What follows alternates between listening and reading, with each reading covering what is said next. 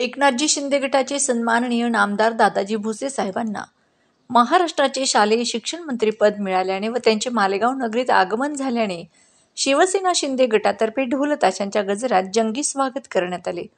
धुळे जिल्हा शिवसेना जिल्हा प्रमुख आदरणीय मनोजभाऊ मोरे, महानगर प्रमुख संजय भाऊ वाल्हे, माजी जिल्हा प्रमुख संजय अल्पसंख्याक विभाग हाजी हाशिम कुरेशी, सामाजिक कार्यकर्ते बबलू शेख, मनोजभाऊ मोरेंचे कट्टर समर्थक झिया अन्सारी आदी सन्माननीय नामदार दादाजी भुसे साहेब, शालेय शिक्षण मंत्री महाराष्ट्र राज्य यांचे हार घालून मालेगाव नगरीत हार्दिक स्वागत करताना दिसून येत आहेत.